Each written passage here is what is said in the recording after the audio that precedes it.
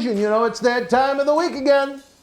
It is Monday Night Mission with Dan Marati Hottie and the man that has nearly blown the roof off of every major arena, not just around the country, but around the globe. The man that led Men on a Mission to Tag Team Championship Gold in the World Wrestling Federation in Rocked MSG like it's never been rocked before at WrestleMania 10. I don't know how his name can only have 5 letters, but he is the man on a mission, Oscar. Brand new Monday Night Mission begins now. there are so many missions. Wrestling fans, spring kicks off with the in-studio return of the Berzerker, John Nord, Thursday, April the 14th, to kick off Back to the 80s live wrestling in Legends Fanfest weekend. The Berzerker returns for Wrestling Insider Throwback Thursday tapings, live episodes, a cyber autograph signing, and more. Check out Boston Wrestling's exclusive print that the Berzerker will sign to you live on the air. The big man kicks off 3 big days of action, excitement, and memories. Head on over to bostonwrestling.com for complete information.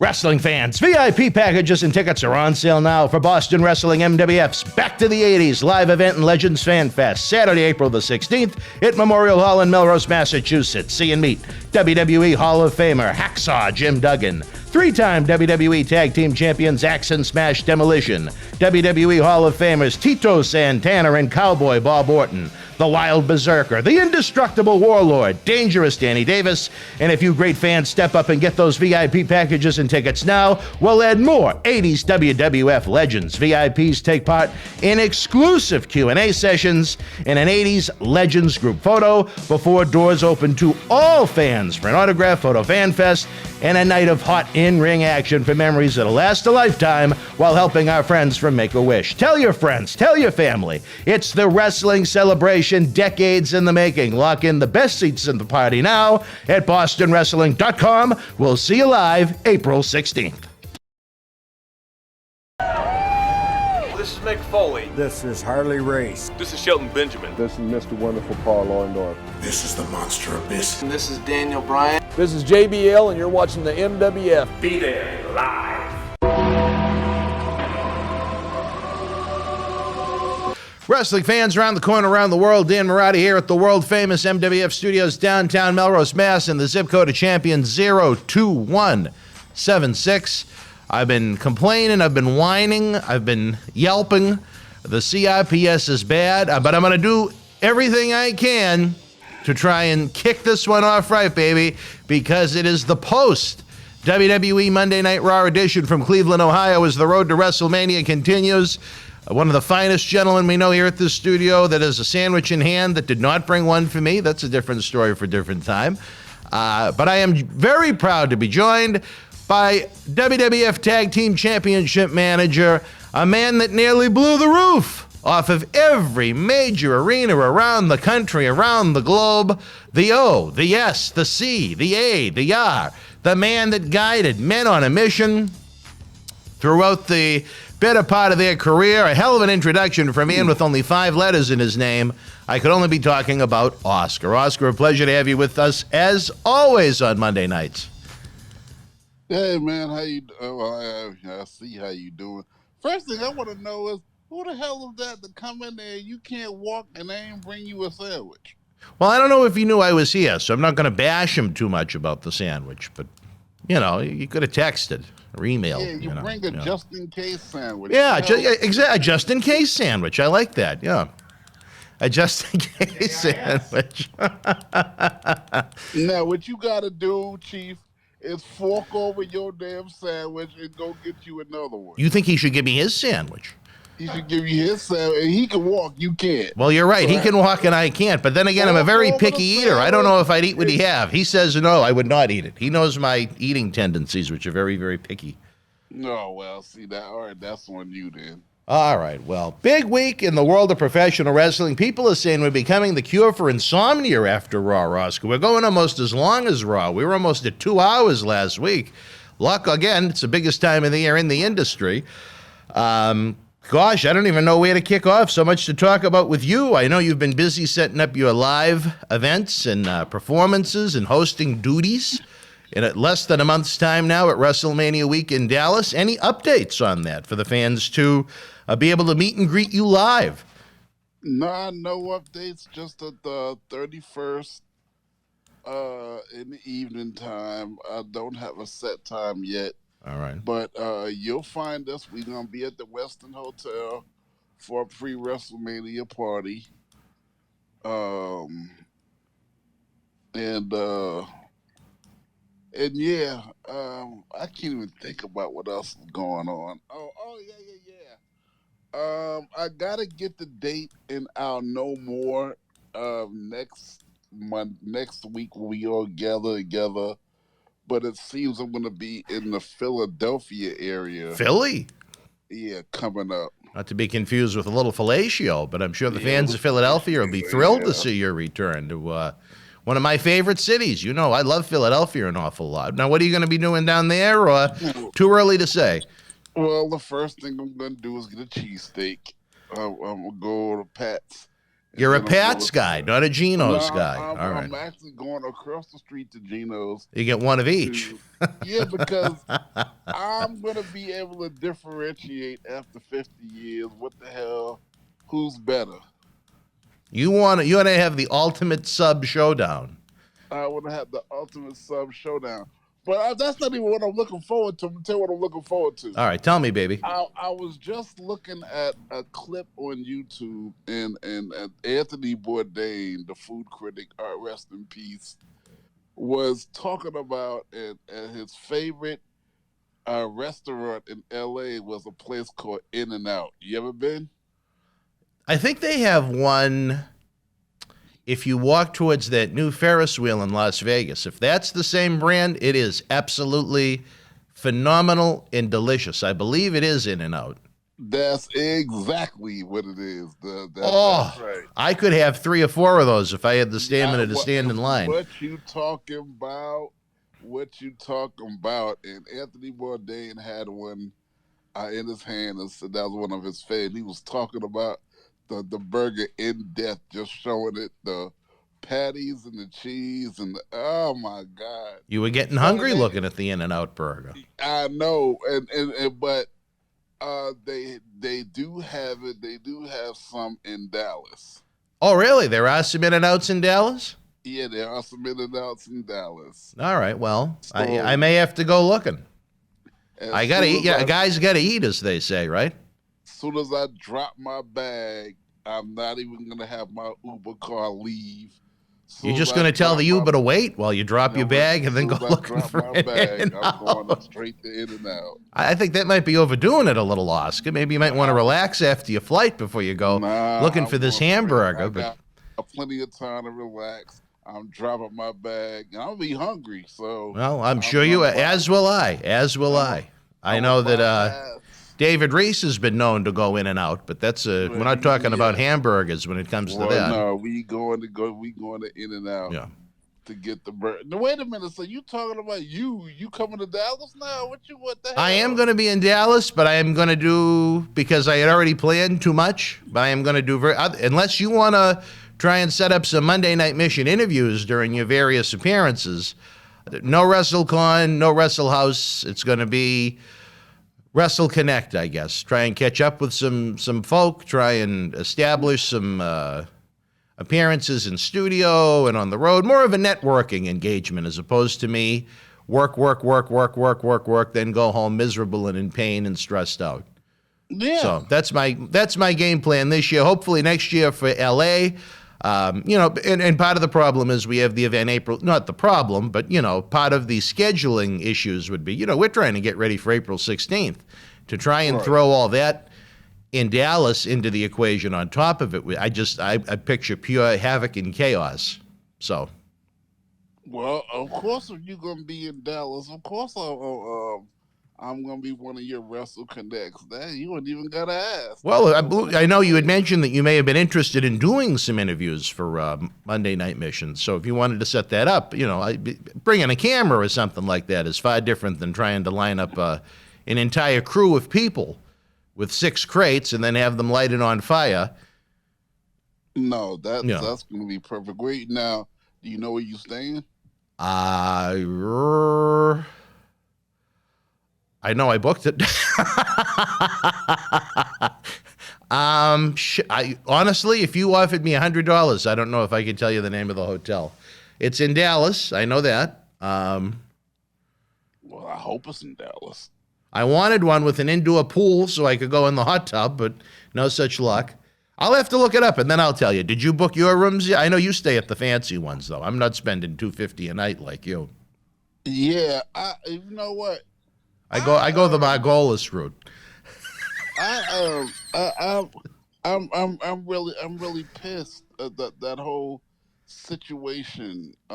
Which one, Oscar? What situation are you pissed about? Okay, Tell the fans. Promoters originally will put me up at the West End where the event is going to be, and you know the West End that's my kind of hotel. And that's not a cheap one, right? Right, but then they reneged on that, basically. So I'll be down the street at a place called the Homewood Suites. So, which is that's a pretty nice place. No, it's really nice. I mean, I don't know about that one in particular, but I know the chain is pretty nice. Well, yeah, it's a better deal because you're able to save money. You don't have to eat out if you stay at a Homewood Suites because they have a full kitchen. And so you're gonna do a little cooking while you're there. Yeah, probably. Or will it be Mimi doing the cooking? No, she's not coming. This Mimi's not going to be joining us in Dallas. Yeah, How come?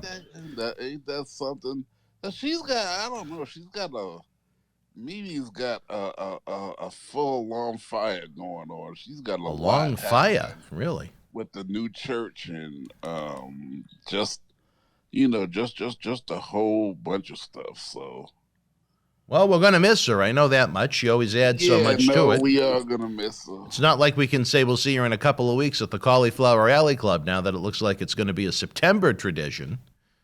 Yeah, September. Yeah, we're gonna revisit that conversation. But anyway, that'll have to be my late birthday gift. Seeing Mimi at the Cauliflower. What day? What day do you arrive in Dallas, and how long you stay? I know I come back on Tuesday. I think Thursday night. No, Wednesday night. I think. What date is that? Oh, are you kidding me? Do you think I remember the calendar off the top of my head? I can't even walk. Let me see. Let's see how smart the phone is if I can look at the calendar without disconnecting you. The calendar on the phone. Looks like I would arrive on the 30th. Okay, yep. That's the same day that I arrived, so. Oh, good. See. And you're going to be coming in direct from Atlanta, or? Yep, I got a direct flight from Atlanta, yeah. Well, I'm thrilled that you're going to be there. I know the fans are looking forward to meeting you. They've been lighting up our social media at MWF Project X on Twitter and on Facebook. They love your rapping. They love your engagement with these superstars. And who knows? Like we said, if, off camera, you and I should try and see if there's a way, whether it be through the wrestling travel people or whoever, maybe we could set up some interviews before the endeavor even begins, or... and if we can, I know you said it's almost sold out, but if we could help push those ticket sales over the edge, we're always happy to do so here on the Monday Night Mission. Well, I'm certainly going to talk to them and see where they're at. But, while we're on the air, what we can do is all right. Let's arrange a meet and greet. You want to arrange a meet and greet? Yeah, we could arrange a meet. Yeah, we could arrange a meet and greet. Where, at the Homewood Suites? At the Homewood Suites. What are you going to do? Open up your room and have people come in five at a time? No. The Homewood Suites got a lobby that's massive. So. Oh, you want to whore out the Homewood Suites lobby? Yeah, they can meet me in the lobby.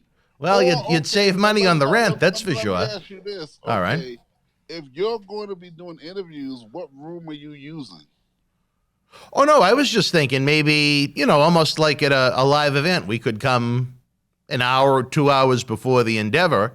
And if you line up, I don't even know who's going to be there. Just per se, Kevin Nash. So, Kevin, can you do 5-10 minutes for Monday Night Mission? And he says, yeah.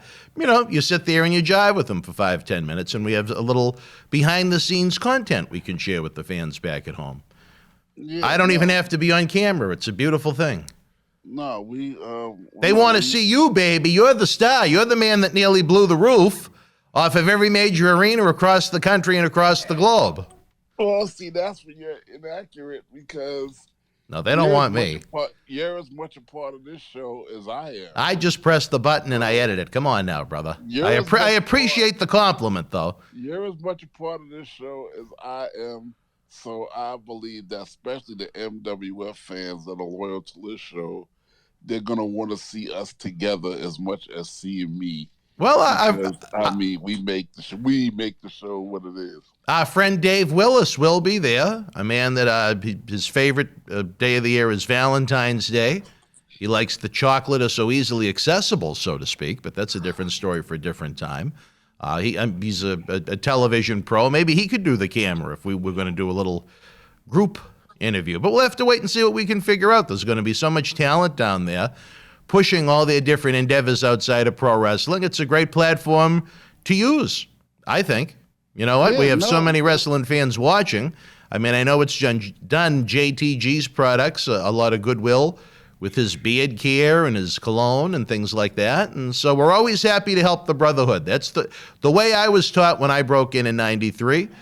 And that's just how I've always looked at it. Well, JTG, if you want me to cut a promo for your beard care or cologne, I'll let my beard grow out a little bit. So we'll have really? That. Yeah, sure. I won't do it for JTG. Oh, I'll let him know then. And we can do, if you want to smell real manly and real good, JTG cologne. I'll tell you this, and people will think, oh, what a cheap plug, blah, blah, blah. But you know what? I have to say, it is not the cologne I would buy in a store, typically. But it is, if I was going down to Florida, one of the islands, it's such a very fresh, fruity scent. It's actually kind of nice, really nice. It's not it's not a Calvin Klein, so to speak, but it's a nice scent. Okay, well, we'll see. Tell him he got to bring some down for the brothers. He'll have to bring some down for the brothers. That's all right. Yeah.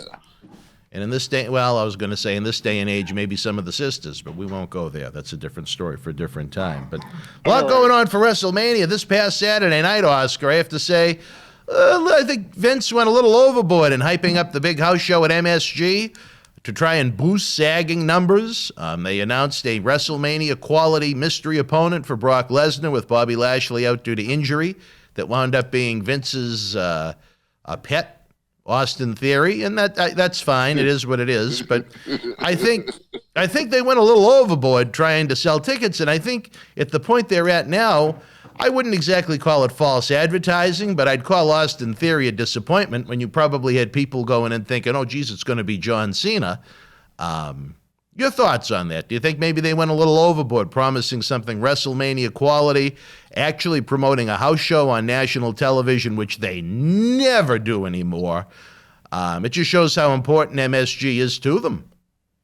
Well, yeah, no, I'm glad you said it like that because I've always known ever since my tenure in the WWF in the 90s that Madison Square Garden is very, very, very, very important to Vince. Yeah, the heartbeat. That Vince banks a lot of the state of the business on Madison Square Garden, in my opinion, from what I know. If Madison Square Garden is in trouble, I believe that he may believe the whole business is in trouble. Because one thing that they were able to count on, no matter what the numbers were nationwide or even worldwide, no matter what was going on, they can count on a full house at Madison Square Garden. Yeah. And if that's not happening, and if whoever the whoever the final say of the booking at Madison Square Garden, wasn't keen enough to give the best Madison Square Garden show that they could possibly muster up with whatever they had to work with.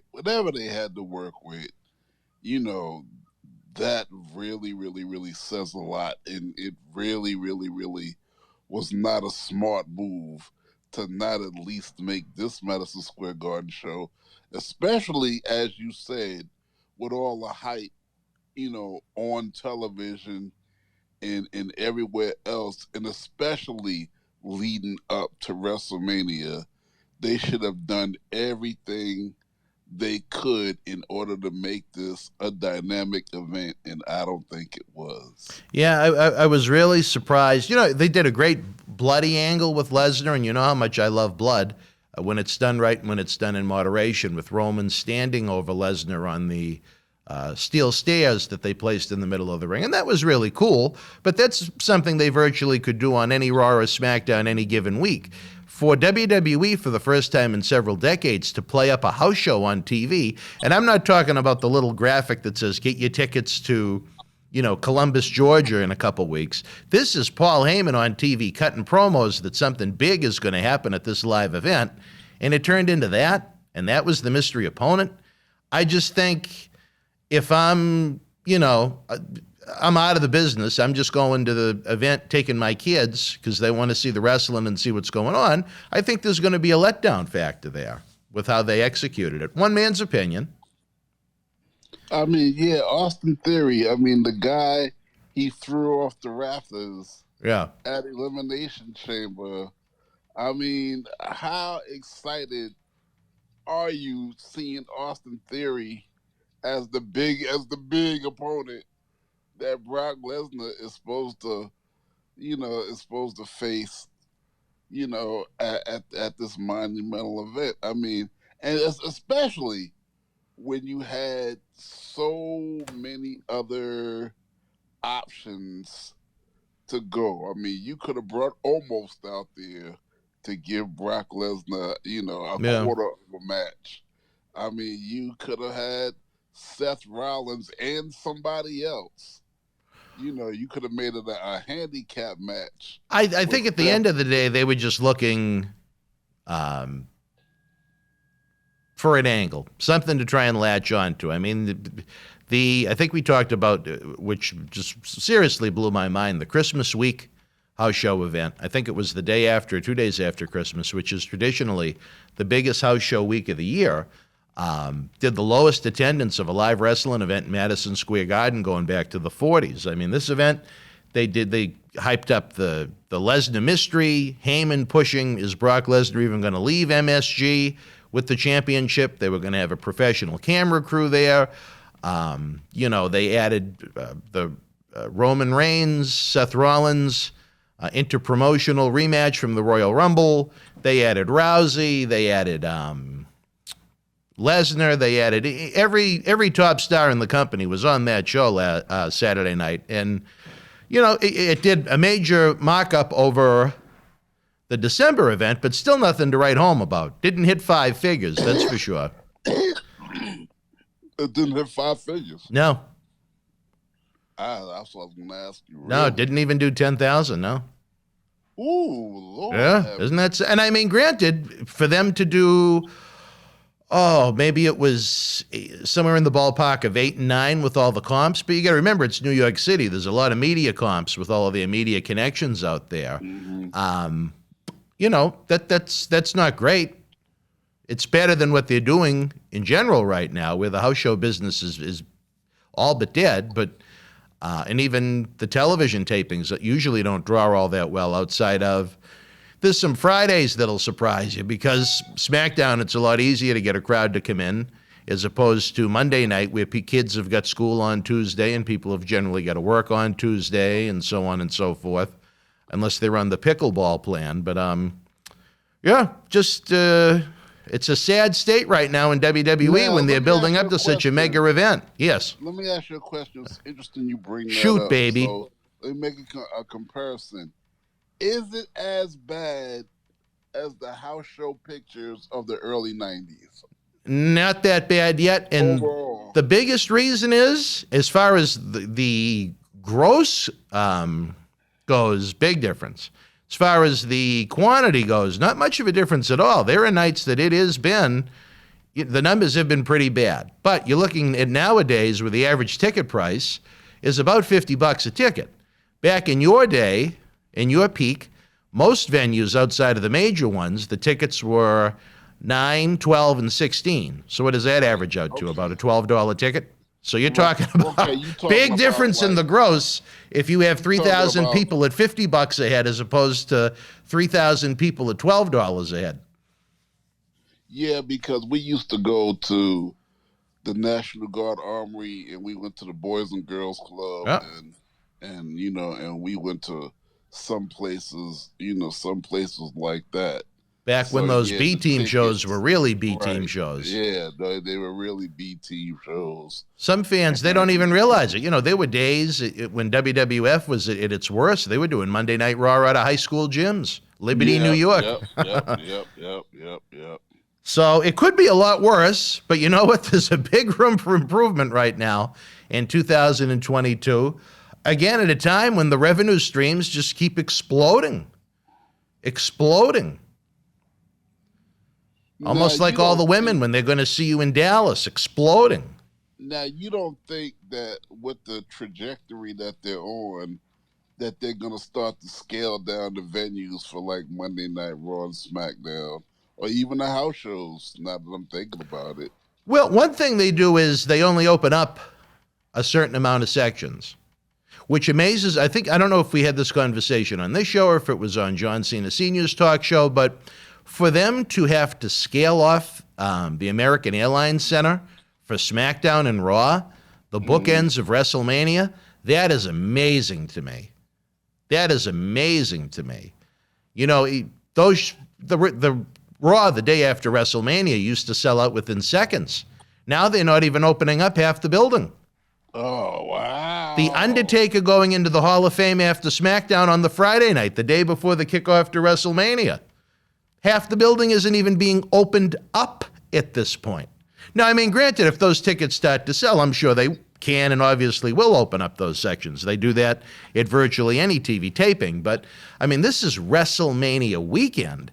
They're trying to put 102,000 people in AT&T Stadium back-to-back nights, and they can't even sell out Raw and SmackDown with all those people coming in from out of town? I think that's a very scary proposition. I think that's the right decision why we didn't dive into the shallow end of the pool with WrestleCon. You know what I mean? Now, wow, this is very depressing. Yeah. Now, is it too late? Vince needs David Reese. Is it too late to cancel? No, not cancel, but scale WrestleMania down. All right, we got it wrong. Instead of one night, we're gonna revamp the whole show. We're gonna eliminate some things that we really, really, really don't need, and then just do one night. I think you run into two issues there. I love the idea of the two-night WrestleMania because, you know, I took Baby Marathi came with me last year for the first time for that ridiculous tropical storm that took place both nights, and we almost got blown off the field. But I like the fact that they had two nights when they were able to have 7 or 8 pretty good matches each night. It didn't feel rushed. You didn't feel tired. You know, it was almost like a typical WWE pay-per-view. Just there were 2 of them back-to-back nights, and they were very good. I think you run into the problem that last year it was a socially distanced WrestleMania. They didn't open up the stadium to 75,000 people. I think it was capped at 25. So it's, you know, they were able to get an easy sellout both nights, and they were able to accommodate 50 or so thousand fans. How many went both nights, I have no idea. I know we did. But as far as trying to do in this point where the business is right now, 102,000 people back-to-back nights, at this point with the amount of tickets that are out, that barely fills one night. They're at a little over 50 for both nights. So, You know, it'd be kind of sad if they have to start to top off sections of AT&T Stadium. Well, at this point, it looks like that's what they're going to have to do. But the question still stands, do you eliminate a night? Because obviously you don't have the bandwidth really to cover both nights effectively. And it's, I mean, okay, we got it wrong. All right. You know, people still scared of COVID. Whatever you got to say, and eliminate one of those nights, because we not even filling up Raw and SmackDown. It's so close right now, and they've already pulled out so much promotional for it. I would say it's impossible. I'll say this. I would certainly revisit the idea for Los Angeles in 2023. I wouldn't do 2 nights. As much as I personally prefer the 2 nights, I'd rather, and this is going to be, another part of the problem is they have, I believe, 15 or 16 matches booked across those 2 nights. So those are 2 pretty big lineups. Or that's a big lineup to have in one night. And part of the reason why those WrestleManias beginning in Orlando, you know, they'd begin the pre-show at 5:30 and the show wouldn't get over until 12:30. That's a long day. And to boot, I don't know if we discussed this, Oscar, but the morning of the Saturday WrestleMania, they're having the NXT quote-unquote premium event stand and deliver, starting at noontime. So, I mean, if you want to take in everything, you got SmackDown in the Hall of Fame Friday night. You've got the NXT quote-unquote premium event / pay-per-view Saturday morning, WrestleMania Night 1 Saturday night, then WrestleMania Night 2 Sunday, followed by Raw on Monday. Wait, the NXT show is the same day as WrestleMania? Yes, can you believe that? Oh, my God. When I spoke to my good friend Marcella, she said it needed a little bit of cleaning. Oof. Yeah. Lord have mercy. All right, switching gears, let me ask you this. All right, what do we got, baby? Did you see the Pat McAfee, Vince McMahon interview in its entirety? In its entirety, no. Did I watched it in clips? Yes, and I thought it was good. Okay, what did you glean from it that was a shock to you, new news, or just really important? To be honest, not much. I like the fact that, and I think this was very subtle of WWE, and I think it will. I love how they played the pencil and the eraser into the whole Vince Austin Theory dynamic, as Austin Theory has gone out and basically taken the Pat McAfee match at this point. I think where they've been talking old school with pencils and erasers, I think that's how Vince is going to get inserted back into, or Vince inserted into it storyline-wise. My opinion, I could be 110% wrong, but that's how I see the pencil and the eraser being played into it. Is Austin Theory being forced down our throat somewhat? I don't think they've got to that point yet. I think anything WWE does, they risk shoving it down your throat. I think he's a guy that has that potential to be a main event world champion as time goes on. I wouldn't use him as a goof. I wouldn't use him as a comedy character, and they have run going that route with all those stupid selfies and the dumb faces, and I would like to see him more as Vince trying to groom him as the number 1 pick in the NFL draft. You know what I mean? The elite of the elite, the best of the best. A cocky prick that you want to see someone kill him. What's that now? But is he, though? Look at what they got. I mean, you hate to say it, but there's slim pickings. Yeah, but I don't know. I'm just not. If you look at most of their top stars right now, if you want to give me the top dozen, you tell me how many of them are at least in their 40s right now. Yeah, you got to build a future at some point. Yeah, even with that, I'm just not. I'm no way sold on Austin Theory right now. I don't know. It's something about him, to me, that's just lacks that it star factor that he just seems to be missing. And I'm with you. I hope he get it, but right now it's just not there. And see, and then when it's not there, and this is the cautionary memo. When it's not there, but you trying to push them in situations like it is there, you are burying a guy's career quick and sure. Yeah. Well, I'd like to see him be more aggressive, and I'd like to see them limit anything to do with comedy. I think if he's going to get the rub from Vince, it should be a very serious rub, a very business-like rub, not a joking rub. And I think they go the joking route a little too much. Again, one man's opinion. But I think from what they have right now on their roster, both in Orlando and on primetime TV, you got slim pickings to work with as far as who are going to be your next main event guys that aren't in their 40s right now. That's their problem. They keep going back to guys that are not the future, guys that are a little long in the tooth. You know? Well, I think that Vince inducting Undertaker, I think that's a beautiful thing. I would have chose Cain, but Vince is just as good to do it because I've never seen him induct anybody. So he did Austin in 2009, but that was it. Oh, okay. That was the exception to the rule.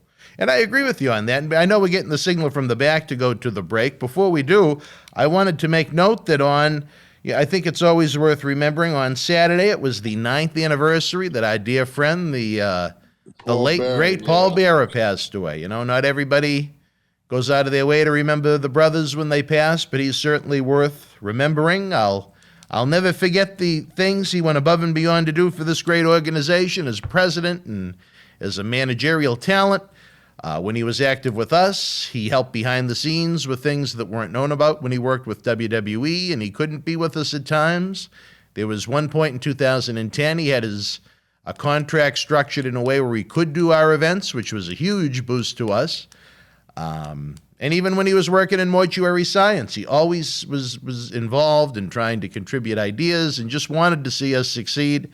It's part of the reason why he's missed every day. I will be eternally grateful to X-Pac for helping me get through the night he was buried when we had the live event at Memorial Hall. And I'll never forget the disrespect I was shown at Memorial Hall the night that happened, when that beast really made a bad night even worse with her complete and utter disrespect. I've got a funny stories to share with you off the air about that one. But Wait. She showed up and showed out during the part that far back. I thought this was brand spanking new. Oh, no. That out of everything, that was probably the worst night, the night of Paul Bearer's wake. Because I was in no mood, and we went at it tit for tat that night. That was the night she threw the pen at me. This woman is like the Putin of the situation. She's kind of like Jason from Friday the 13th. Every time you think it can't get any worse, they make Pig it the sequel. You know what I mean? All right, let's go to commercial. We ain't gonna get started. I just didn't know that the horrors went back that far. Oh, it goes all the way back to 2008. Okay. All right, wrestling fans, right now we take a brief timeout. We got a big week ahead when it comes to our Back to the 80s live wrestling event and Legends Fanfest Saturday night, April the 16th from Memorial Hall in Melrose. Oscar and I are going to talk more about why on the flip side. Stand by. The World Wrestling Federation was live in Denver, Colorado, Monday, March the 7th, 1994. In the opening contest, the Bushwhackers beat the Heavenly Bodies. WWF Tag Team Champions, the Quebecers, retained the titles over the 1-2-3 Kid and Jim Powers. The Smokin' Guns with the win over Samu and the Tonga Kid, who replaced Fatu. Doink and Dink the Clown defeated Bam Bam Bigelow and Luna Vachon. Men on a Mission victorious over IRS and Bastion Booger. And in the main event, Bret Hitman Hart and Lex Luger beat WWF World Champion Yokozuna and Owen Hart via disqualification. If you were in Denver live, share your memories in the comment section below. Use the links in the description box to help keep Wrestling Legends working in our eBay store and on our acclaimed Patreon streaming service so we can bring you more interactive Superstar Shoot interviews to relive the good old days of professional wrestling. Check it out. Wrestling fans, VIP packages and tickets are on sale now for Boston Wrestling MWF's Back to the 80s live event and Legends Fan Fest, Saturday, April the 16th at Memorial Hall in Melrose, Massachusetts. See and meet WWE Hall of Famer Hacksaw Jim Duggan, three-time WWE Tag Team Champions Axe and Smash Demolition, WWE Hall of Famers Tito, Santana, and Cowboy Bob Orton, the Wild Berzerker, the indestructible Warlord, Dangerous Danny Davis, and if you great fans step up and get those VIP packages and tickets now, we'll add more 80s WWF legends. VIPs take part in exclusive Q&A sessions and an 80s Legends group photo before doors open to all fans for an autograph photo fan fest and a night of hot in-ring action for memories that'll last a lifetime while helping our friends from Make-A-Wish. Tell your friends, tell your family. It's the wrestling celebration, decades in the making. Lock in the best seats in the party now at bostonwrestling.com. We'll see you live April 16th. Wrestling fans around the corner, around the world, I'm Dan Marotti. And I'm Mr. USA WWE Hall of Famer Tony Atlas. The road to WrestleMania has begun. Wrestling fans are looking to add to their man caves. You got to see what we have in the eBay store. Check it out. At Night of Champions 2020, Tribal Chief Roman Reigns successfully defended the WWE Universal Championship against his cousin, Jey Uso, in a must-see battle. Here is your chance to own a piece of Roman Reigns moments before battle on this beautiful limited edition autographed 11x14 poster direct from friends at WWE. It's number 19 of only 50 made. Includes WWE authentication hologram on the poster itself. Suitable for framing and matting. You'll also receive a bonus Legends autographed 8x10 photo and an on-air shout-out on Wrestling Insiders as our thanks for helping keep Wrestling Legends working. Get this ultra-rare Roman Reigns autograph poster now. Wrestling fans, welcome back to Cecil the Lion's favorite Wrestling Insiders program. Each and every week we're talking about the Monday Night Mission, the post-Monday Night Raw program this week. It emanated from Cleveland, Ohio. The road to WrestleMania is heating up by the minute, Oscar. Before the break, though, we talked about our own WrestleMania. Due to the facilities they have here in the Boston area and the weather, WWE isn't bringing WrestleMania to Boston. But the great thing about what we're doing on April 16th when we return to Pigottville at Memorial Hall in Melrose, Massachusetts, when we go back to the 80s with Hot Live Wrestling and a Legends Fan Fest that'll knock you out, we're bringing the fans almost a slice of WrestleMania history. How so? Look at all the superstars that are coming in. Oh, yeah. That's a slice of WrestleMania history. WWE can't have WrestleMania here. It's too cold. Not only do they risk rain, they risk snow. The first time I went with my friends in high school to opening day for the Red Sox, it wasn't a rain out, it was a snow out. Plus, the only stadium I could see them having it in, Gillette Stadium, where the home of the New England Patriots, I don't think a lot of fans realize is even without traffic, it's a good 45-minute ride from Boston. And there's no hotels. What's that? Is it a dome? No. Then you can't have it. That's what I mean. So that's what's so great about what we're doing. We're bringing the fans a slice of WrestleMania history with those 8 great superstars we have featured. But it is worth noting, as you know, due to David Reese's AEW commitments right now, where he's been so busy even as president, he kind of, along with your work as vice president, made John Cena Sr. and I the co-general managers. If the fans step up to the plate this week by, what is the date? This Sunday night, March the 13th. If you get those tickets, you get those VIP packages, we've been instructed that we can add a 9th, a 10th, an 11th. I don't know how many 80s legends to this. So it's up to the fans. If you have a big week of ticket sales, we'll give you even more than we already have advertised. What we already have advertised is tremendous. You have Hall of Famers. You have former champions. You have top of the card, mid the card, undercard. That easy. Go down the list so everybody know what they're getting. Let's boost sales. All right, what if we Take your time. kick it off? A guy that broke into the Worldwide Wrestling Federation back in the mid-'70s as a referee and ring crew member. Evil referee turned heel wrestler, turned back referee. A guy you worked with, Dangerous Danny Davis. I love that guy. You're talking about a man that is massive and indestructible. One of the biggest dudes I think I've ever seen at his peak, the Warlord. All right, as we continue down the list, you're talking about wild and unpredictable. All you have to do is turn into Wrestling Insiders on Throwback Thursdays each and every week. The 6'7", a man that has no filter after what he said about Alundra Blaze and the Iron Sheik. We're talking about the Berzerker. We'll keep going down that list. We have not one but two more Hall of Famers to add to that list.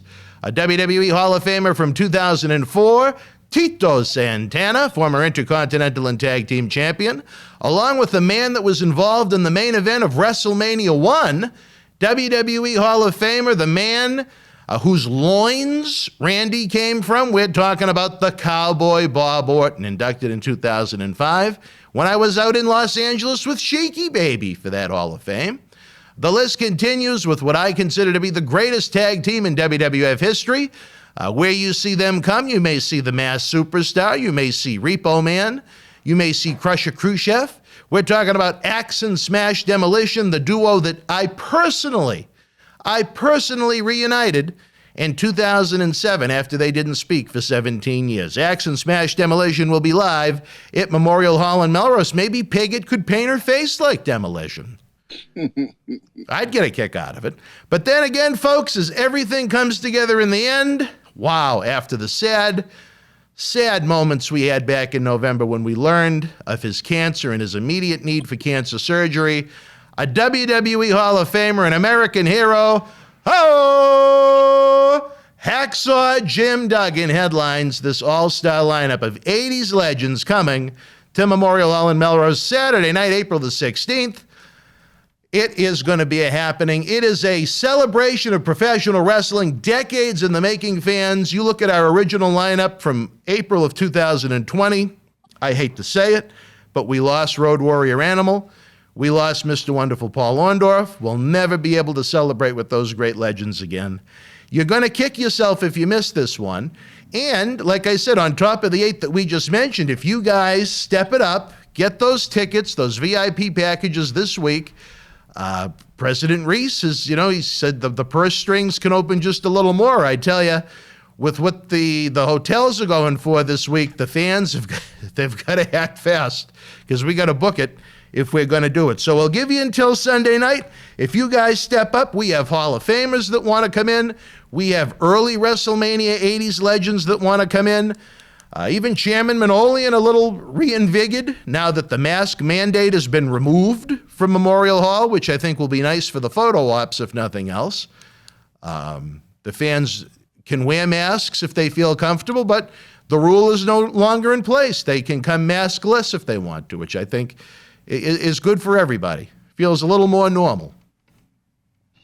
Well, okay. Will you have your mask on? No. No, all right. Well, I didn't know. I figured I'd ask. I'm 3 times vaccinated. I am too, so I really don't have a great worry about it. Well, you ain't coming, so. Well, that's true too. That's great too, but I think you're gonna enjoy some of the scandalous stories that came up this week in regards to that certain individual. Could be on the hot seat. But anyway, still so much good. All right, so don't just jump off when the show is over and tell me, I got to edit this one by. You got to stay on and tell you because I'm going to have to type it to you. I don't have much to. Sunday is the biggest day of the busiest day of the week here because we do that live stream. So I got to, as much as my body can rush, I got to rush and I'll Facebook it to you. But I think you're going to have a big grin on your face by the time it's all said and done. But anyway, back to my notes. I can't even read what this one says because my pen was dying. But maybe the biggest news of the week, Oscar, what do you think about Tony Khan of AEW buying Ring of Honor? You know what? I was floored when I read this. And when you say it's not real until you tell me. I mean, I dismiss it when I read it one place. I dismiss it when I read it twice. I start to pay attention to it when I start to read it 3 or 4 times, and then it depends on where the story come from. And then I always ask you if it's true because I know you got the scoop. But I'm shaking my head, and I'm shaking it because I'm like, Tony, what the hell are you doing?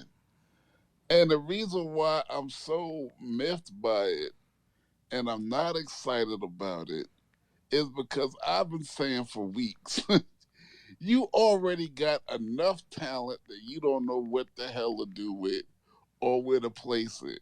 And so what do? Instead of you regrouping, reassembling, and getting your ducks in a row, you go and buy a whole nother damn promotion with all their talent and all their people. So what the frick do you do now? Well, to be fair, I don't think he had to take on any of the talent contracts. They were all released, I believe, back on December 31st.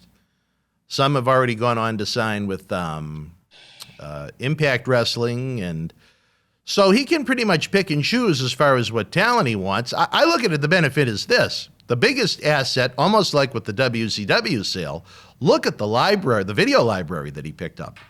If he wants to start his own AEW streaming service, look at the early footage he has of guys like CM Punk, Daniel Bryan, Adam Cole, Kyle O'Reilly, Bobby Fish. The list can go on with some of the great talent that competed in AEW. And he's got great footage of talent that never appeared in AEW, like AJ Styles and Low Key and people like that. Do you think the sale would have been more interesting if Triple H was healthier and more engaged in the process right now? As far as I'm told, he's still off limits. If people within the company want to contact him, they are welcome to, but they cannot, at risk of losing their job, bring up the industry to him. So that says to me he's still not doing so well. No, what would he have to do with? What would he have to do with this equation at all? Well, he had negotiated to try and buy Ring of Honor a couple of years back. Oh. And look at what happened to his baby NXT ever since he had to go on hiatus due to that surgery. Yeah. I mean, it's been destroyed. I don't know. This is getting more and more complicated as the weeks go by. My big question is, all right, Tony, you got Ring of Honor. What the hell? What do you do with it? Okay. If it's Dan Marotti, I would turn it into their NXT. Oh, okay. Well, no, that's not. Well, see, that's why you smarter than I am. Well, I don't know about that. That's not a bad idea. Now, I don't know this to be true or not, but on the rumor mill on Twitter, they were even considering renaming it Oscar. You know what they wanted to call it? What? Reese of Honor. Reese of Honor? Reese of Honor, yeah, ROH. No, we can't even call it no Reese damn Honor. Why not? I think that'd be a good name for it. I would definitely keep the name because... No, I'm teasing. I would too. But that video library is worth good money. And WWE, at the end of the day, how many big libraries of them are there out there for them to buy? I think Houston's still out there, it is what it is. I don't know how many people there are dying to have Houston wrestling from the 70s and 80s added to WWE Network. And the other marquee one would be obviously the TNA Impact Wrestling Library, which goes back to 2002. But for Tony Khan to score Ring of Honor at a time when I've heard rumors, I don't know it to be fact, but they've been negotiating to get on the HBO Max streaming service with AEW. What a great fit to not only have that AEW content, but all the it'll be 20 years of Ring of Honor. Yeah. So I think that's as much as to buy the likenesses and the intellectual properties, that's all well and great. But to be able to get that library is just unbelievable. And I'll tell you this, the one that always is going to be, I think, interesting in the end, as much as I hate the guy as he was exposed as a kitty diddler out there on one of the those To Catch a Predator type shows. No, I'm not being funny. RF Video owns over, I think, 400 ECW house shows that were never televised. They'd shoot them with camcorders. And I think those 400 live events, I think there's a lot of fans that would enjoy seeing them and reliving them. But the problem is, if AEW wanted to buy it, WWE owns the ECW trademark. So how do you promote it? You know, I mean, do you promote it on the streaming services? Oh, this is the June 7th, 1997 Philadelphia, Pennsylvania show, without saying the name of the brand. I don't know how you do that, especially throughout the show where they chant ECW, ECW, ECW. But I think that would be a major coup for WWE to get. I don't know why they don't want them. Maybe because they're kind of crude. I can see that. Well, maybe because they feel like they got more than enough on their plate right now. They don't need nothing else. You got to keep it fresh, you know. You look at every streaming service out there, they're always adding something. They're trying to add something new. They're always trying to broker a deal with a studio that's gone out of business, that's lapsed, to try and pick up their movie libraries or their television packages. And I think it's no different when it comes to WWE Network. I think with WWE Network, at the end of the day, no pun intended, with the Saudi Arabia pay-per-view name, but I think the crown jewel is for $10 a month, you get the pay-per-view. AEW has not gone that route. They still charge the traditional rate if you want to tune in, and I think that's smart. You know, I think maybe WWE gave almost too much away when they started WWE Network. I would have never made WrestleMania available on a $10 a month platform, but that's just my opinion. Look at the money that they give away. Are you there, Oscar? Yeah. No. Oh, all right. I mean, you're talking about good year, bad year. Let's just say it averages out per year to close to 1 million people at $75. You're leaving a lot of money on the table when it's on the streaming service for 10. You know what I mean? Yeah. I think that's the one event. Maybe you could pop a number with a Rumble or a SummerSlam, but WrestleMania is the one event I would have never included with WWE Network, ever. Yeah, but see, if you excluded it, then what you're doing is you are excluding a large part of your audience that would have subscribed. I know UFC's doing pretty good with ESPN, and they still charge $70 a month for their pay-per-views. But that's a whole, you're talking a whole different audience with a whole different mindset. True, but the structure isn't all that different. WrestleMania is the crown jewel to wrestling fans who are WWE fans. So you almost have to throw it in. I hate to disagree with you, but I don't know. WWE network or any situation without a WrestleMania, that's like saying, all right, I got a peanut butter and jelly sandwich, but I ain't got no peanut butter. Well, you know what? We can respectfully disagree all day. I think that's what makes the show so interesting most of the time. Yeah, we don't have to agree on everything. I just think that you almost made my argument in the first part of what you just said. You know, it is the crown jewel of professional wrestling. That's the one show that casual fans want to tune into and see every year is WrestleMania. If you can milk them for an extra $70, I don't know why you're not. As a stockholder in WWE, I think that was a mistake from a business point of view. As a fan, I think it's great. Okay, WrestleMania for $10. Now that I think about it, when you do mention it, the fact that on the Peacock network that you don't have to pay extra to get some of these premium pay-per-views, I don't know. I think that might be kind of a miss because I got the Peacock network. WrestleMania is included. I don't think it should be included. Let me ask you this. Let's just say you weren't booked WrestleMania weekend. Let's say you were home at the Oscar crib in Atlanta, hanging out in the hot tub with Mimi, and you brought out the laptop. Would you be willing to pay to see WrestleMania? Or would you say no because I only want to pay $10 like I do for everything else on the network? Well, first of all, I don't got to break up the laptop to see it. I got the Peacock network streaming on the TV. Well, I'm just saying if you were in the hot tub.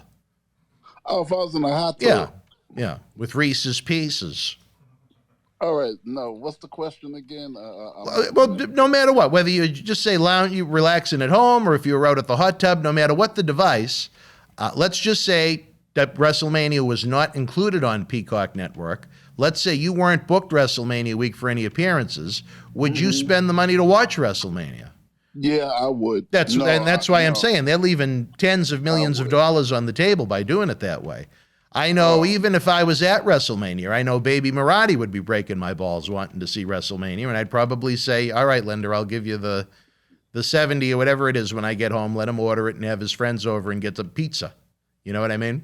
Yeah, if I did not, if it was no other pay-per-view that I wanted to see, I would definitely shell out the extra money for WrestleMania. You're right. SummerSlam, Royal Rumble, you might have a hit or a miss depending upon the lineup, but WrestleMania is that one marquee event that they could make the money off of. But again, two people's opinions. No. I'm with you. I would positively shell out the money to see WrestleMania, and I would do it no matter.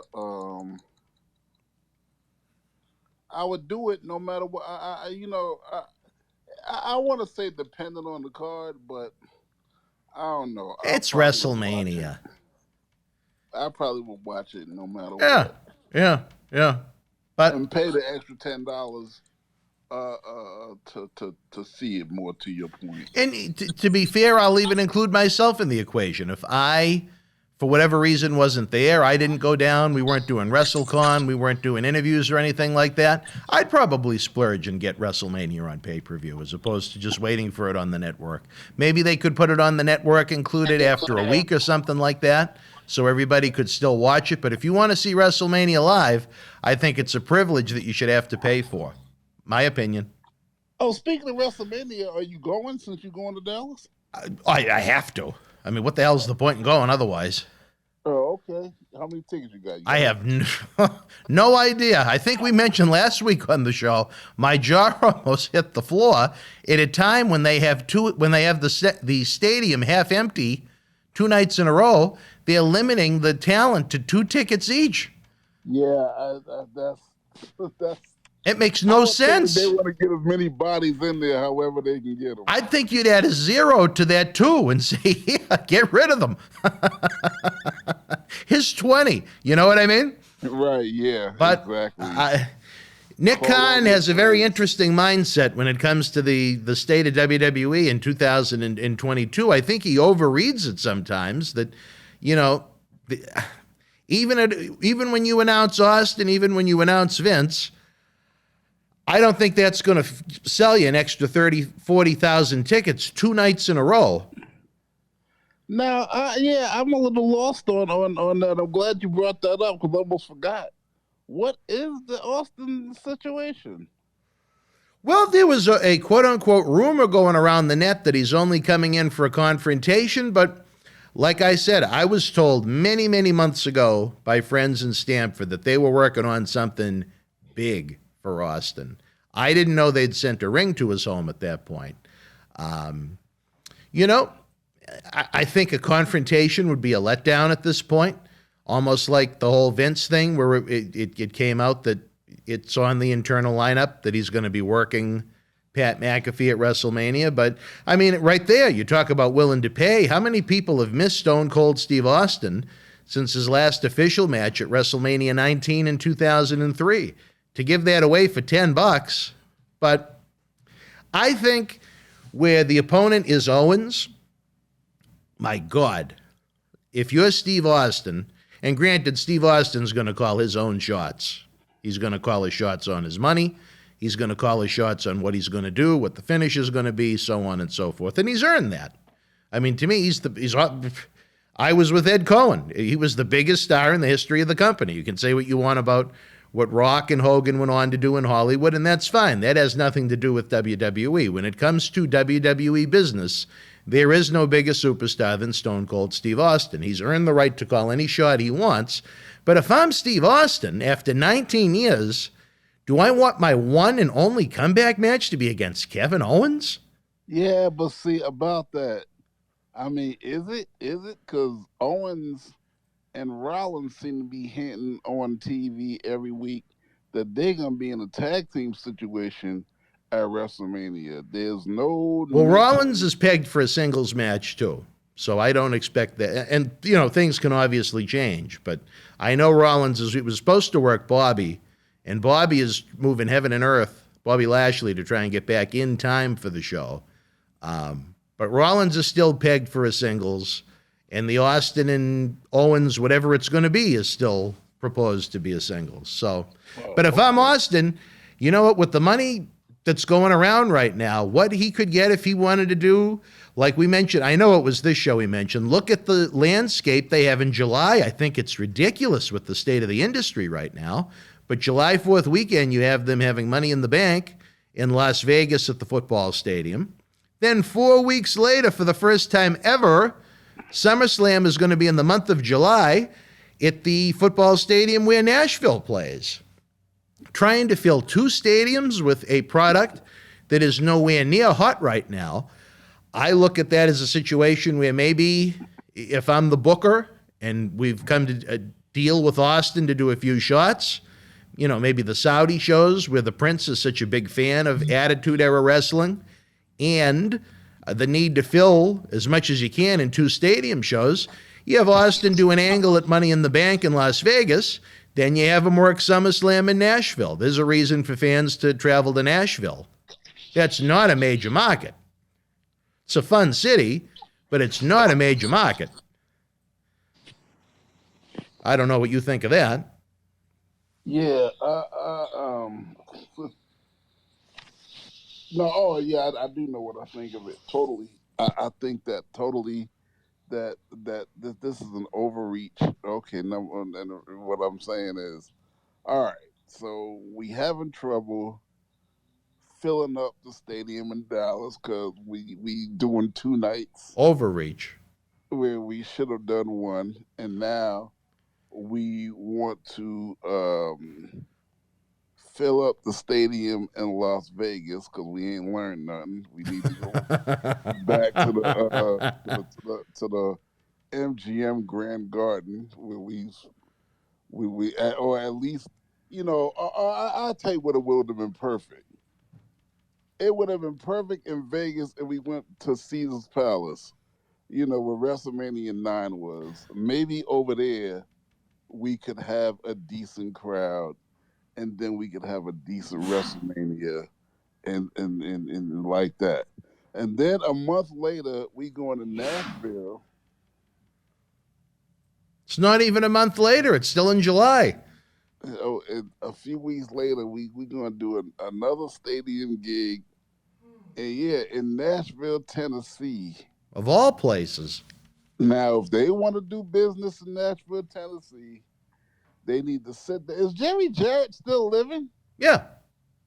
They need to sit down with Jerry Jarrett and Jim Cornette and Lawler and bring the Smoky Mountain into the mix some kind of way. I mean, Smoky Mountain's been out of business for 25 years. I think, to me, if you want Nashville to fill up, that's when Austin has match number 2. Still, you need to talk to them boys from the old Smoky Mountain and bring some of those people in and got a retirement and at least have them in there some kind of way. And the reason why that is because that will add some spice and some interest because Smoky Mountain had a presence down there in that up and down that Tennessee area. You know what? I'll agree with you with this. I think it'd be kind of cool on the Nashville show if they found a way to incorporate Jerry Lawler. I don't think he could pass the physical anymore with Dr. Maroon out in Pittsburgh. But, you know, maybe as a guest referee or something like that, I think that'd be a lot of fun. Yeah. He's the king of Tennessee. But I'll ask you this question, more important. Our friend the professor sneezed twice, Oscar, but after the scandal with the sandwich, I don't know if I should say God bless. No. He doesn't No. deserve it. All right. Well, he's not going to get it then. All this time, he should have went out and got you a damn I agree sandwich. with you. We have sandwich gate going on here at the studio. He was almost going to get a God bless for his 2 sneezes, but because of the kayfabe and of the sandwiches, there is no God bless. That's fine. All right. I accept that. I don't mean to add insult to injury, but even Dreamy is bringing me back a sandwich before she go to her next engagement after church. Now, what kind of a sandwich is Mimi going to bring you? I'm going to have the chicken tender sandwich and the roast beef sandwich. 2 sandwiches. Yep. Where do you get your sandwiches from? I get my sandwiches from this supermarket called Publix out here. Oh, I know Publix. They had those down there where I used to live in Florida. Publix make a better sandwich than Subway. Really? All right. Well, I'll have to keep that in mind next time I'm down in the greater Florida area looking for a sandwich at a supermarket. I'll have to remember the Publix sandwich. Let's keep going on the list, though, Oscar. Again, the big news. Did you hear about what happened with proposed WWE main eventer? He came in for one time to get monster money and then was eventually released during the coronavirus axings. Cain Velasquez, one of the 2 men to beat Brock Lesnar in the UFC, was arrested for I heard attempted murder. Attempted murder, but I did not get the details. Well, apparently someone in his family was, I hate to use the term, but molested at a daycare center. And you know what? If that's true, I tip my cap to Cain Velasquez for trying to take him out. I'd do that and more if someone did that to one of my kids. I'm sure in that scenario, that would be our impulse.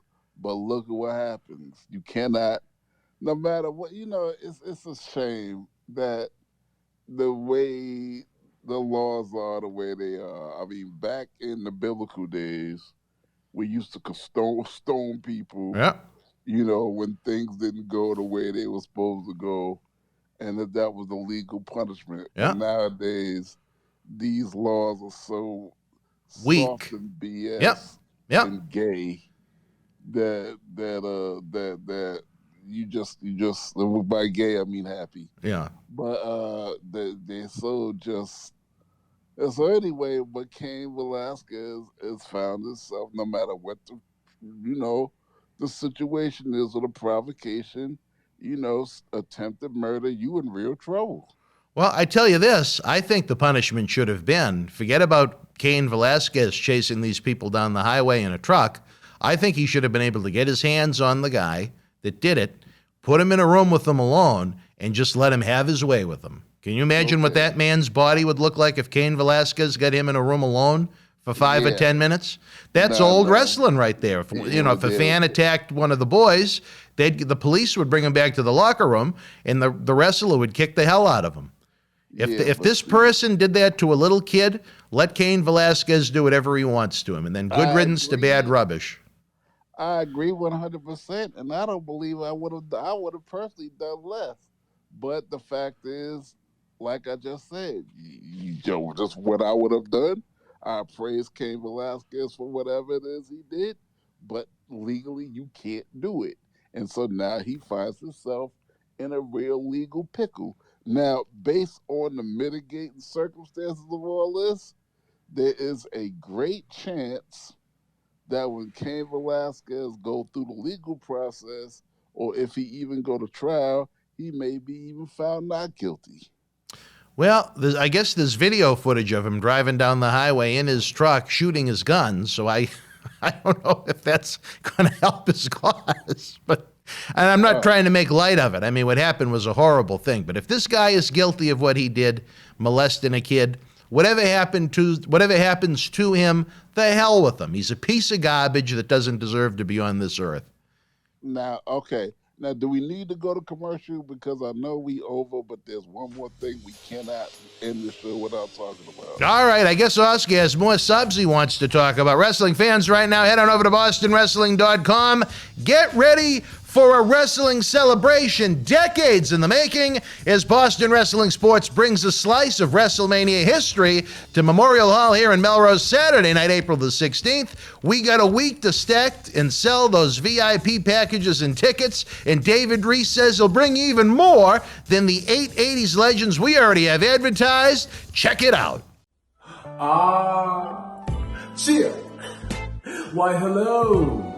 I would ask what was on your mind, but I already know. You want to know what has got my beard looking oh so majestic. And I'll tell you, it's sexy as hell beard care. Coconut oil, vitamin E oil, almond oil, both sweet and bitter, shea butter, it's all natural. Yes, JTG has actually come out with a high quality product. So support your boy by going to sahbeardcare.com and take one step closer to becoming sexy as hell. Cheer. Ooh, cheer. You know? It hits different live as the road to WrestleMania comes through State College with the head of the table, Roman Reigns. And a new challenger has emerged to dethrone the Queen. Face me and put your title on the line. As Naomi battles Charlotte Flair for the SmackDown Women's Championship. It's the WWE Road to WrestleMania Tour, live in State College, March 26th. Tickets and Superstar Experience packages on sale now. Wrestling fans, I'm Dan Marotti. And this is the man of the hour, Leo Rush. It was all over BostonWrestling.com and our social media. But Leo, brother, they got to check out some of this merch. They got to. Check it out, fans, right now, available on eBay. Support Wrestling Insiders and keep wrestling legends working on eBay. At Survivor Series, it was champion versus champion as WWE champion Drew McIntyre battled Universal champion Roman Reigns with Paul Heyman. Get this 11x14 poster autographed by all three men. Limited edition, number 42 of only 50, with authentication hologram on the back of the poster itself. Comes with a mystery autographed 8x10 photo and an on-air shout-out from WWE Hall of Famer Mr. USA Tony Atlas on Wrestling Insiders at your house. Get it now. Wrestling fans, welcome back to Wrestling Insiders, back with Oscar of Men Automation, a man that's going to do more damage to the subs that Mimi's bringing home from Publix than Cain Velasquez wanted to do on the guy that he was chasing down the highway. Oscar, what is it that we forgot? I had more news and notes too, but I wanted to see what you had to say. Okay, yeah, we're not gonna spend a lot of time on this. All right. But I want to get your opinion. Yes. Because it's really pertinent. All right. I mean, okay, now, is it the end of the world? We got this situation with Ukraine, and my heart goes out to the Ukrainian people doing the best they can. What are your thoughts? Should the NATO nations, the United States, us get more involved, especially being the fact that they just killing civilians like it's free? And how do we end this? Or is it going to escalate into, a non-nuclear World War III? I'd almost like to get the professor on the headsets over here. Where he's again a Harvard professor that is well versed in these things far more than I. In my heart, I think the world should come together to try and put a stop to it. Especially where you're talking about civilians that can't even get out of the country. I mean, I can only go by with what I read in the newspaper and see on television, but what are we on now is the day we record this is. Would be day 12? Yes, almost 2 weeks. I mean, there needs to be some kind of a resolution, and I think the world is just kind of looking at it and pointing their finger at Putin saying, now don't do that, you better stop, but no one's doing anything to try and stop him. And I think that's the worrisome thing. And if he's going to do it in the Ukraine, does he have any quote-unquote booking ideas to do it to other nations? If he's going to look at it as, geez, I can just walk all over NATO and walk all over Europe, and they're just going to point their finger at me and do nothing in return, or little in return other than sanctions, Well, there's I think there needs to be a combined effort. there's a couple of schools of thoughts on it. Number one, I believe that Putin believes that Ukraine is always been part of Russia.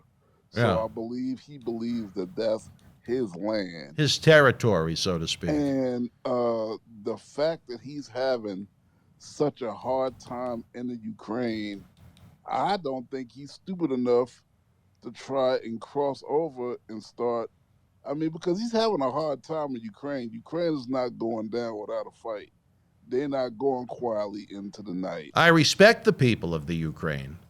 And so if they are giving him a hard time, what you think is going to happen if he start taking on another country that's going to get another country involved? I mean, I'm not saying tomorrow, but I'm thinking long term in his brain. He might be thinking, well, what else can I scoop up as my own? I just want to extend the offer. Professor, would you like to join us for a minute to talk about the Russian-Ukraine issues?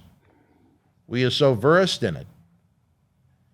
Tonto, Chepo, would you like to join us for a minute? No, he has no interest. He has no... He has no interest in joining us and talking about the Ukraine and Russia as he enjoys what looks like an adult spirit. An adult spirit over there. Oh, my goodness. Well, maybe that's why he doesn't want to get on. He'll share his true thoughts. But, I think in the end, everybody just wants to see it come to an end. So much damage has already been done. It's just sad, that it came to be.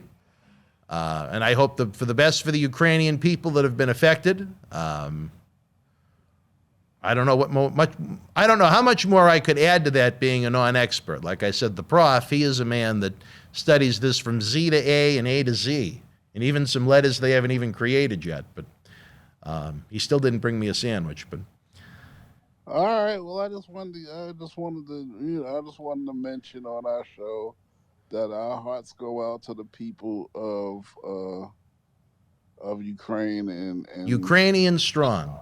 Yeah, I'm hoping that this ends before it escalates. Yeah, and that's it. I don't, unless someone has. I hate to use the terminology, but the balls to step up and try and help. I don't know what the end resolution is. Well, the end resolution is simple. The end resolution is they're going to win the war in Ukraine. They're going to take whatever land grab is that they're after. That's going to be that. But what happened is, like you mentioned, I'm hoping that victory doesn't lead them to believe that they can expand the territory even further and thus escalate other countries to get involved, because then you're going to have a bigger situation that nobody really, really wants. So you think Russia, in the end, they capture the Ukraine? Eventually, it's going to happen. How long? Do you have a timeline? I mean, are we talking WrestleMania, or are we? Yeah, WrestleMania. By the time WrestleMania roll around, it's going long since been over. Oh, you think it'll be over by then? They can hold them off, but they can't beat them. Well, do you respect Vince for pulling WWE Network from Russia? Oh, yeah. Do you think that's an incentive to get them to pull out of the Ukraine? They can't watch WWE Network. I was pissed off that they didn't pull us out of Saudi Arabia when that whole thing happened with the journalists. But well, that's $100 million a year. They're not ready to pass that up. I don't think they're generating that much money from WWE Network in Russia, but you never know. Even Trump, when he was president at the time, he refused to stop doing business with Saudi Arabia because the dollars was involved. Because he was like, we not get ready to do that. We not get ready to give up all that money over one man. But yeah, I mean, the WWE would look really, really, really bad. And if you think fans jumping ship just because of the product now, they will really be jumping over cruise ships and everything else if they continue to do business with Russia with everything that's going on. So they didn't have a choice. As a WWE stockholder, I think it was the right move. You know what I mean? I'm glad you approve. Well, it's not like Vince called me on the phone and asked what he should do, but just as someone that owns stock in the company, I think, you know what, until this is resolved and for a little bit, you know what, that's not a place that we should be involved with in any way, shape, or form. Not. I mean, no. And I know I made light about it joking, but that's just my crazy wrestling sense of humor. Yeah, I mean, you gotta draw the line somewhere. Yeah, See what's going and on. I don't necessarily disagree with you with what you're saying about Saudi Arabia, but man, just from a business point of view, how do you pass up $100 million a year? Those two shows are what made WWE gross $1 billion for the first time in 2021. How do you? Well, they was not going to do that over a situation that involved one individual. Right. This is a war. Especially when they denied doing it and there was no there was no proof, there was no video of them, in other words, they had plausible deniability.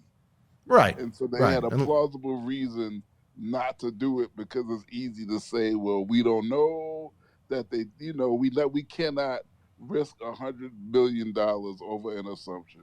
So we gotta keep doing business. And it's kind of a lousy thing to say when you're talking about dollars and cents compared to humanity. But if the proof wasn't there 100%, how do you really, from running a corporation like that, how do you hurt the stockholders like that? I don't think you can. But again, one man's opinion. Everyone's entitled to their own.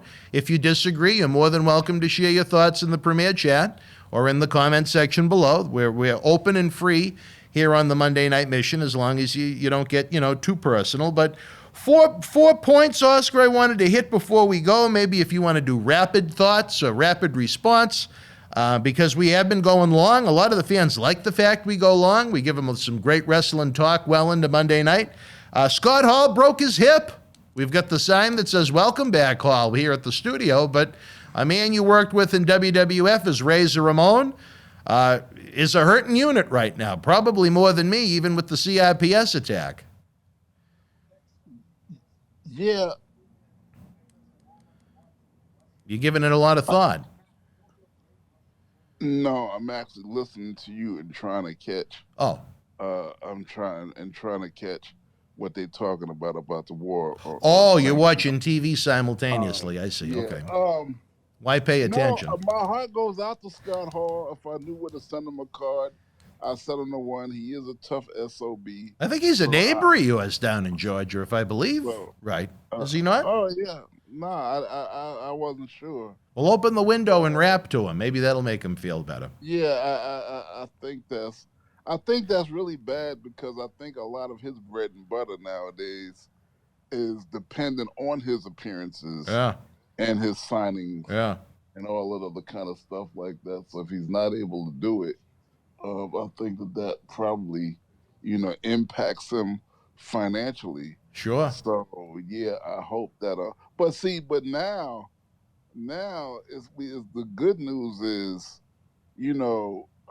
we're able to do those virtual signings now. Yeah, so I mean, if he had enough technology at his home or someone to help him, he could do virtual signings to try and make up some of that lost income. All you really need is a laptop. Yeah. I mean, honestly, at the end of the day, you're right.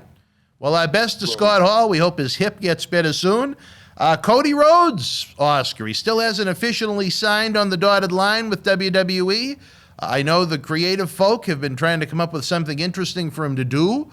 Do you think maybe at the last second, now that AEW has bought Ring of Honor, maybe they could build Ring of Honor around Cody if Cody wanted to continue to be that non-WWE main event entity in the world of professional wrestling?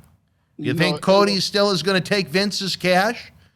It would be a good idea, but I think that no. I think Cody has stirred up too much in the pot, that he's going to WWE, and for no other reason to save face. Yeah. He has got to stick with his game plan of giving Vince and company a shot. Going back to AEW right now, I mean, how does the locker room look at him? I think it would look kind of bad where everybody released public statements saying that he was leaving. Yeah, exactly. So, I think he better stick with the game plan. All right. Going in. Another one on the docket, Oscar. Brian Cage of AEW, the former FTW champion that was managed by Taz, went into a feud with Ricky Starks. Then he just kind of went into no man's land around Halloween. Very unexpectedly and shockingly, Tony Khan exercised his option to renew Brian Cage for an extra year. Someone that had a pretty big top of the card push in the company, again, that hasn't been seen on TV since October. What does that tell you? Does it say that Tony Khan is trying to save face, that people aren't trying to jump ship where Cody Rhodes just left? Do you think that he has some kind of miraculous idea for Cage that he just came up with out of the blue? Why do you think they'd renew someone that they haven't used for months and months and months and months? Well, because Cody Rhodes did leave, so you can't just have all your rats jumping the ship. So what they're probably going to do is take some time, rebrand Cage, and then you'll see more of him, but you'll see more of him in a different light. They'll actually probably really do something with him. And, I think it's going to be Brian Cage's time because they're not going to re-sign him unless they really planning on doing something spectacular with him. That would just be a waste. I say this, he would, as far as the quote-unquote WWE look goes, as far as what they want in a superstar, man, I mean, if you look at an action figure or an 8x10, he's flawless as far as what they'd want. He's got that Wolverine-type look and, the muscles and, I mean, just strength galore. But in the ring, he's mezza. He's all right. But as far as the look goes, my God, this is a guy you want on your 8x10s, on your action figures, on your trucks. So I think maybe they were worried that WWE would potentially take him and do something more than AEW was able to do with him creatively. But that's probably part of it. Yeah. But for the most part, they figured out that, for the reasons you just stated, Brian Cage is somebody marketable. He's somebody that they could do something with. So they re-signed him. I think they'll probably repackage him.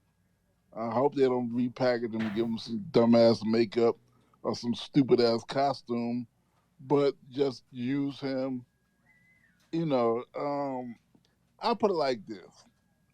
I was listening to something last night. I listen to Jim Cornette a lot because I find him entertaining, and I find him in large part factual, especially, Jim Cornette has been around the business forever, and Jim Cornette mentions a lot of names and places and dates and stuff I have no idea nothing about, so I can't speak to whether he's telling the truth or not. But what I can speak to is when Jim Cornette talks about his tenure in the WWE, because you were there. I was in the thick of it when Cornette came. And Cornette talked about, and I'm bringing the point home, Cornette talked about Lex Luger. And Cornette talked about Lex Luger, what I saw and what I've been saying, for years. Vince wanted Lex Luger to be the next Hulk Hogan. But he had the tools. He had the look. Hulk Hogan wasn't necessarily a 50-point wrestler in the ring, but he didn't have to be. He had his moves, but Hulk Hogan had something, and he connected with the fans and all that other kind of thing like that. But Lex Luger, the reason why he didn't have that success was because Lex Luger could not connect with the people. He couldn't resonate with them. Right, his smile wasn't genuine. I think he struggled to slap hands with kids when he was coming down to the thing. I mean, he just couldn't he just couldn't connect with them, and then he probably didn't want to be a baby face. Like Mo and Mabel, they didn't want to be baby faces. But the difference between Mo and Mabel and that is Mo and Mabel made it work. They were fun. Now, I believe that if you package a Brian Cage right, and Brian Cage actually gets it, then he could be the caliber of a super strong baby face, get out there, get a lot of fans behind him, and really, really be a superstar that way. I agree with you. I don't think Luger ever should have gone the babyface route. I think he was much better as a heel, but that's just, again, one man's opinion. But as we wrap up, Oscar, one more, all you usually genuinely hear are great things that Tony Khan and AEW do, but Chavo Guerrero kind of has a riff with them right now. He signed on last year as one of the managers of Andrade Almas, or Andrade is, I don't know what the hell he's known as. He's known as Andrade something in AEW. AEW had full knowledge that Chavo was going to head down to, I believe, New Zealand to help with the production of the Young Rock television show with the infamous Dwayne Johnson. Supposedly, they had an agreement that he was going to come back to work when he returned to the United States. I guess the production got delayed a little bit and he needed to stay longer for Young Rock. And now that he's back in the United States, not only will Tony Khan not respond to his texts and his phone calls like he's Ricardo down here at the studio yesterday, but just ghosted him completely. He was removed from the roster page of AEW without even being told. Do you think that's a little cold, Oscar? It's just a matter of, I don't know. First of all, they might have seen it as a betrayal that he went down there to work with Young Rock, since Rock is not part of the AEW family.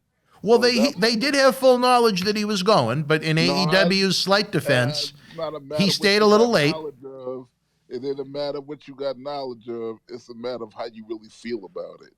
I mean, I could tell you that I could tell you I'm asleep with your wife or your ex-wife, and you might say it's okay because she's your ex-wife, but deep down, you don't want me sleeping with your damn ex-wife. Hell wrong with you. But ain't nothing you can do about it. She's your ex-wife. So I'll tell you that, all right, yeah, go on down there and let us know when you're coming back. And anything you do that's going to be wrong, or any excuse that I got to show you my true feelings about the fact that you went, now I can show my true colors. So now Guerrero is seeing how they really felt about him going down there, and the fact that he came late. Now they got a reason to act funky towards it. Let's go with that theory for a minute, though. If you're AEW and those are your feelings, why would you bother to bring the guy in for 3 months to begin with if you knew from day one that he was leaving to go to work on Young Rock?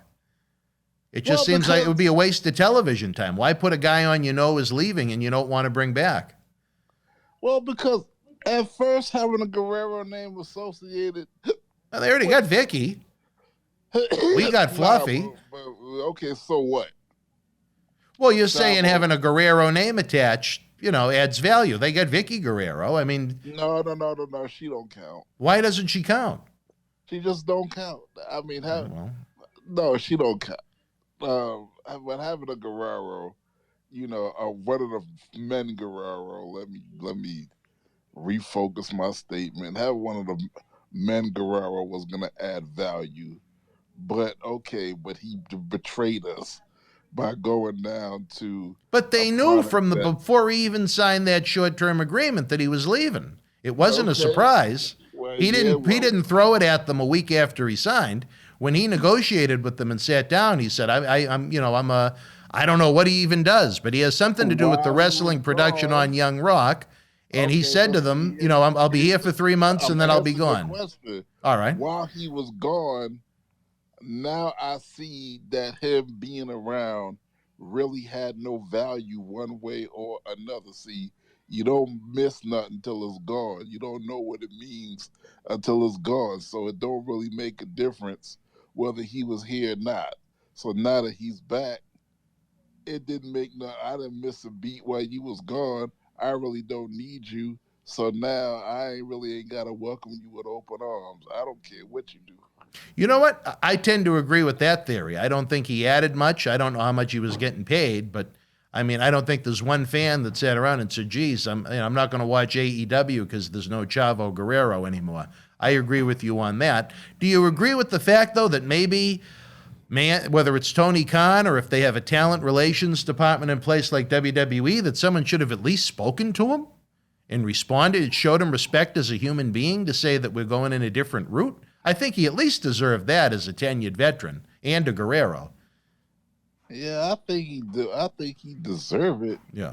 But just because somebody deserves something, don't necessarily mean they're gonna get it.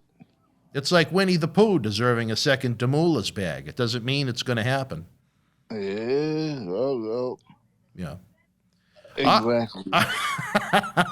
All right, Oscar, I have no idea how long this episode went, but we sure hope the fans at home had a lot of fun with it. If you had any thoughts on anything we discussed, anything maybe we should have discussed, leave your thoughts in the Premier Chat on the right side of the screen. Don't forget to like, share, and subscribe so we continue to grow our crazy Boston wrestling family. The Super Chat button is open for business so we can keep the lights on here at this fine, fine studio. And again, don't forget that all roads lead to Memorial Hall in Melrose, Massachusetts.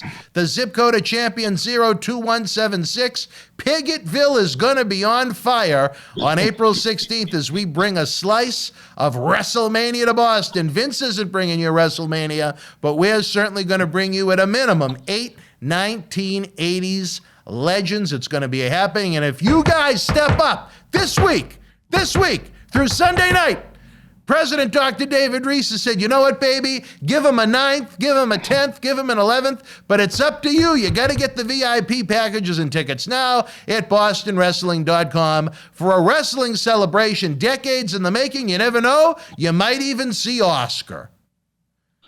Yeah. Mimi, who knows? So yeah, y'all need to all come on down. We had a good time back in November. Well, I wouldn't know. You wouldn't know. So that's why I'm telling everybody. We had a good time minus Dan Variety back in November. So you want me to tell you one of the stories since I'm fired up and I'm a little pissed off about it? Yeah, please. I don't know if you're familiar with our longtime friend and head of our video production team, Walter Hillside. No, I don't know. He's been with us since 2007. What a fantastic kid. Graduated college, bought a home, married, has a baby. He works per diem with Viacom. Well, I think back at the November event, NBC Boston 10 was coming to do a piece on the event and John Cena Sr. Yeah. Piggott was under the impression that Walter Hillside was with NBC because he had some of his own equipment. And I guess Piggott kissed his ass from top to bottom until she realized he was part of the wrestling folk, and then her attitude changed completely. Well, a little bit later on, someone referred to Walter by his legal name, not his nickname that we have for him. And Piggott overheard it. She goes, I thought your name was Walter. And he explained, he goes, no. He said, just like Bushwhacker Butch or Bushwhacker Luke, that, it's just my nickname. And she goes, oh, your mother must be awfully proud of you, and walked away. Can you believe she said that? Yeah, I can believe it. Then on top of it yesterday, I don't want to get too much into it, but in the city here in Melrose, there was a big arts meeting, and they decimated the poor hall, how bad the sound and the light is, and the fact that the high school kids, if they want to practice to sing, have to pay $900 to rent the hall. And I guess Piggott got up and left. She got up and left. She just left the meeting because they were crucifying her building. Oh, my God. I think everyone's after Piggott. Piggott's on the hot seat. She don't have no husband, huh? No, she does. She's married to the mayor's brother. That's right. Oh, my God, that poor man. Oh, they must call him Mr. Piggott. He took on her name. His last name ain't Piggott? No, the Broder is the mare's name. But when they got married, he probably took her name. Mr. Piggott.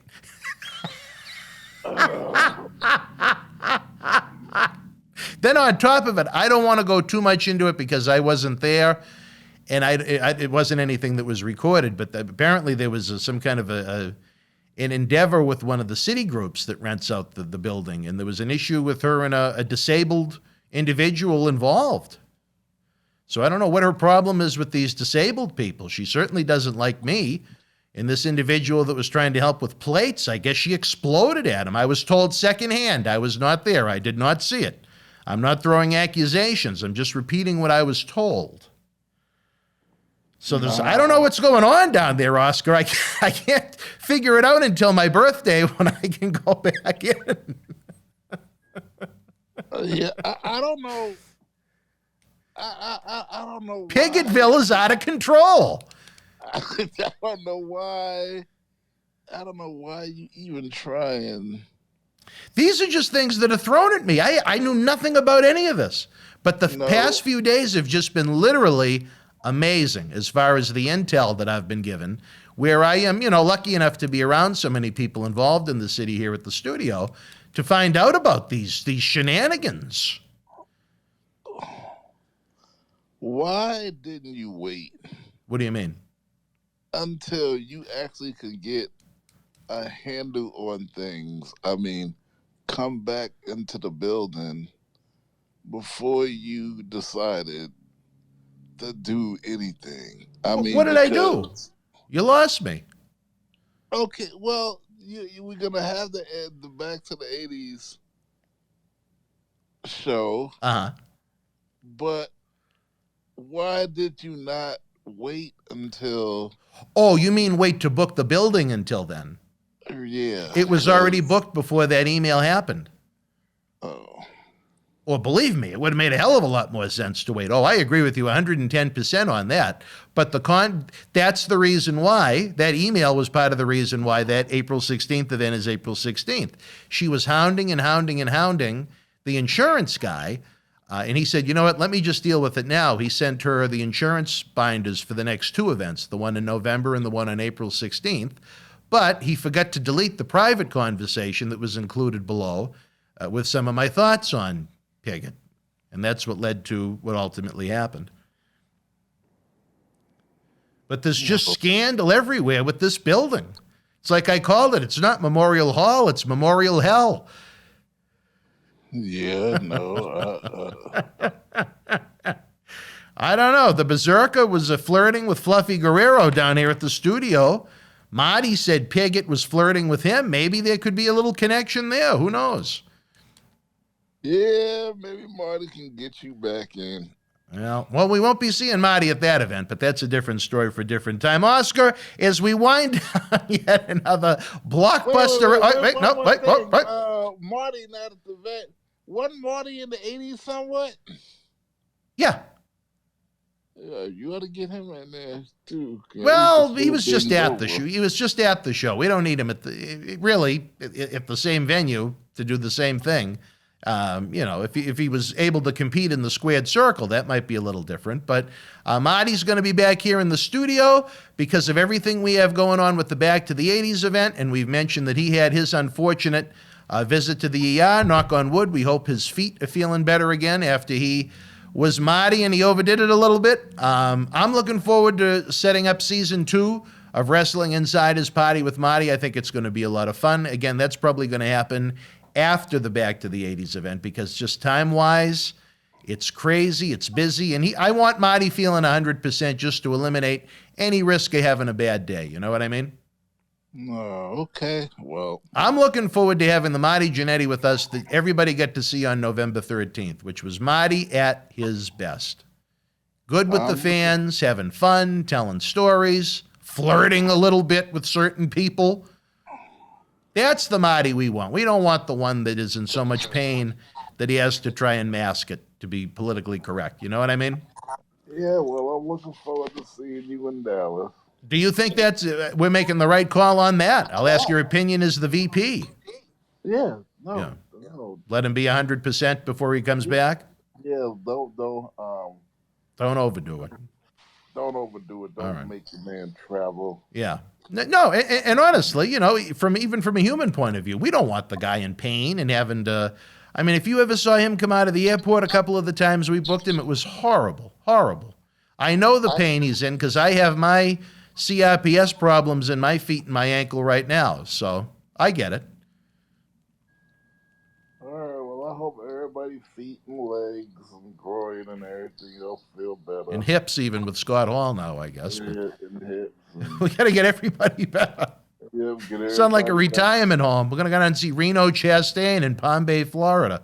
All right, wrestling fans, for the man himself, the guiding light of the World Wrestling Federation Tag Team Champion Men on a Mission, I am Dan Marotti. We'll be back next Monday night here on the Monday Night Mission, and by then, Oscar, we'll find out, will we have added any more superstars to the big event April 16th?